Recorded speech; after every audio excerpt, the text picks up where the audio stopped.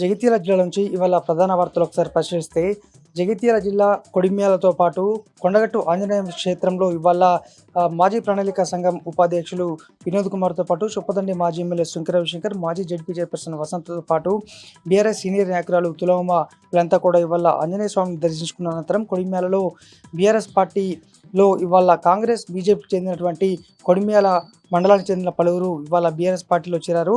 చొప్పదండి మాజీ ఎమ్మెల్యే శంకర రవిశంకర్ ఆధ్వర్యంలో బోయినపల్లి వినోద్ కుమార్ గారి సమక్షంలో ఇవాళ చేరారు. అయితే 16 నెలల పాలనలోనే కాంగ్రెస్ పార్టీ అంటే ఏంటో తమకు అర్థమైంది. అందుకే తమంతా కూడా బీఆర్ఎస్ పార్టీలో చేరుతాం. ఎందుకంటే 10 ఏళ్ళుగా అభివృద్ధి చూసాం, ఇప్పుడు ఎటువంటి అభివృద్ధి లేదు, ఏ హామీ కూడా లేదు.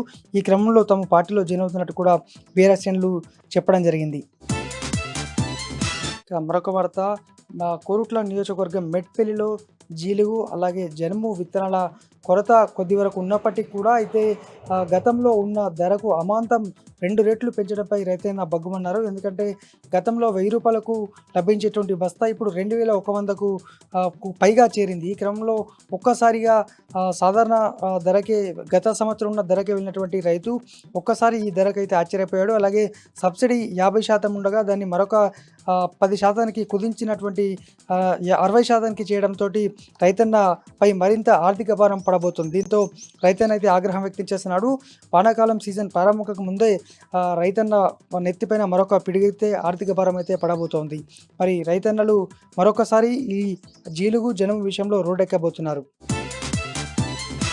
మరొక వార్త, ధర్మపురి నియోజకవర్గం వెల్గటూరు మండలం షాకాపూర్ గ్రామ చెందినటువంటి మహిళలు అలాగే గ్రామస్తులు అయితే హర్షం వ్యక్తం చేస్తున్నారు. టీ న్యూస్లో వరుస కథనాలు కూడా వారికి తాగునీటి కష్టాలపైన ట్యాంకర్ల ద్వారా అలాగే బిందెలతో బయట ప్రాంతం నుంచి తీసుకొచ్చేటువంటి దృశ్యాలను అలాగే వారి బాధలను కూడా టీ న్యూస్ పూర్తి స్థాయిలో వారికి వరుస కథనాలు ప్రసారం చేసింది. ఈ నేపథ్యంలో ఇప్పటికీ గత మిషన్ భగీరథకు సంబంధించి నీటిని పైపులను మరమ్మతు చేసి తక్షణమే నీరందిస్తున్నారు. దీంతో వారంతా కూడా హర్షం వ్యక్తం చేస్తున్నారు. దీంతో పాటు అధికారులు వారికి హామీ ఇస్తూ వారం 10 రోజుల్లో గ్రామంలో మొత్తం 4 బోర్లు వేసి పూర్తి స్థాయిలో నీరందిస్తామని చెప్పినట్టు గ్రామస్తులైతే పేర్కొన్నారు. ఇవి జిల్లా వ్యాప్తంగా ఉన్నటువంటి వార్తలు.